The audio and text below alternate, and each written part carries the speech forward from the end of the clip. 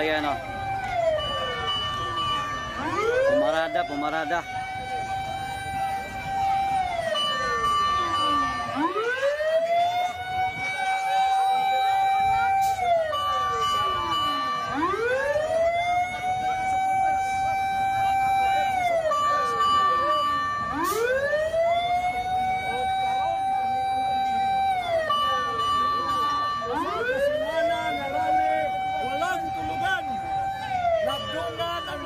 Visayas, Mindanao.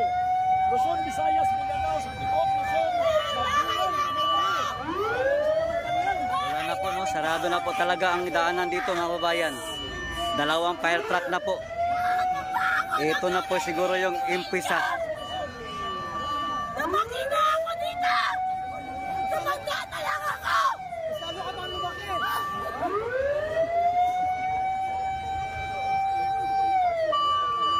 Talagang hindi na po, no, madaanan, mga kababayan. Kabilaan na po ang fire truck, no. Ito na siguro yung hudyat, mga kababayan, ng martial law sa Davao City dito magsimula sa KOJC. Tingnan nyo na po, no. Ito na po ang kaganapan ngayon dito. Kanina wala pa yan, ngayon nandito na, no.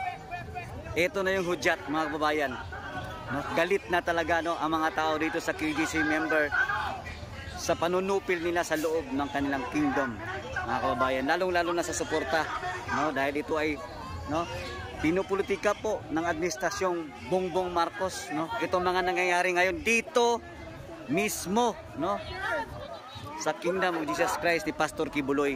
Alam ninyo, mula simula, lahat kayo ng mga taga-Davao, mula simula, alam ninyo, wala kaming ginagawang masama dito. Puro kabutihan. Aangat na KOJC sa bansa ito. Layunin namin na mapabuti ang bansa natin. Ipinuto namin si BBM dahil nangako siya na ipagpapatuloy niya ang nasimula ni Pangulong Duterte. Kaya lahat nagsuporta ng SMNI, lahat nagsuporta ng KOJC, ibinigay namin kay BBM. Pero anong ginawa niya sa amin?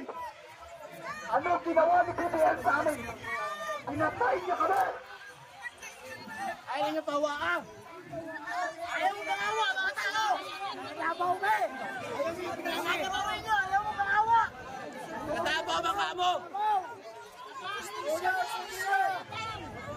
Hostisya! Watagawami taga-hostisya! Nagagawin niyo! Ayaw mo pangawa! Tira!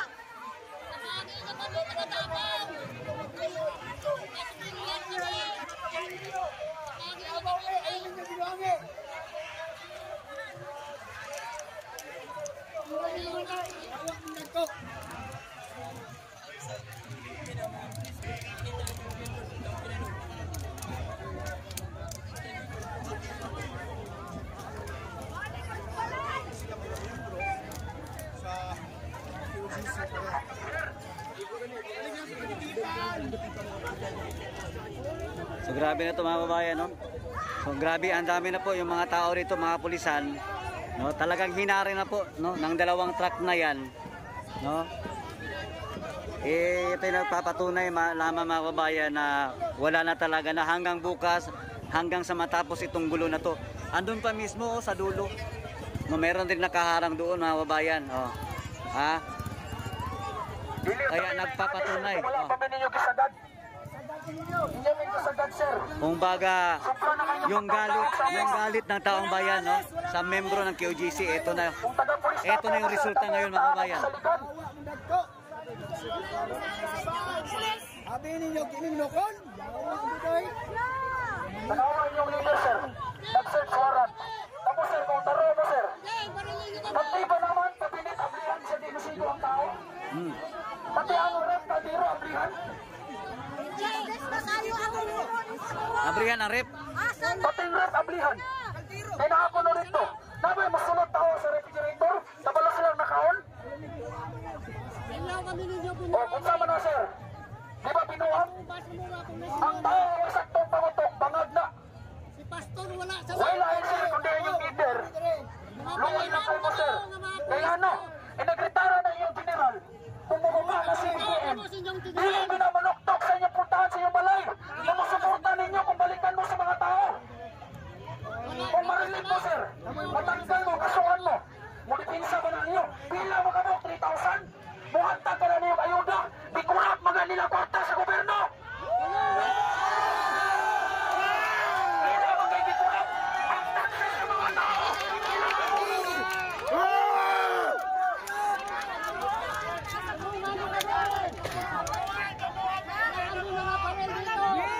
Tanawan ang kabakakon sa inyong Sobra na kayo, sobra na. ang pagkabakakon sa inyong general, sir. Huwag sa inyong ipagkayasin nila sa social media o sa mainstream media. Namatay ang among kauban tungod i-atake sa kasing-kasing. Wala ito namatay kay i-atake sa kasing-kasing. Namatay ito kay ginabayan yung tergas. Bakakon ka na inyong general. Ang inyong general. Turista! Hindi ka bakakon. Bakakon ka inyong general. Kung si Diwata, unlilies. Inyong general, mga kang si Diwata, unlilies. Sabtan niyo?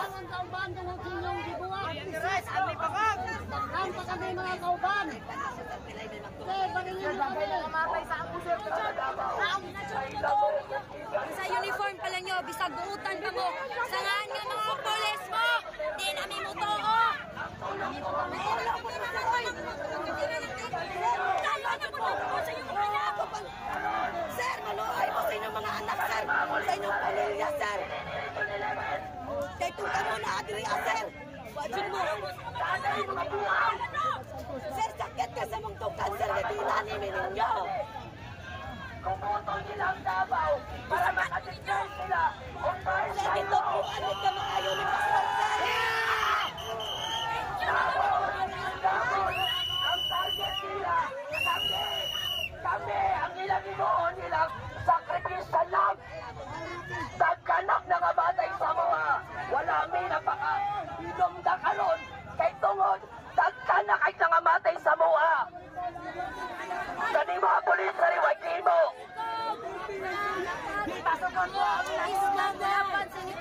Huwag na mo, sir, na mo mga konsensya. Nakabalaman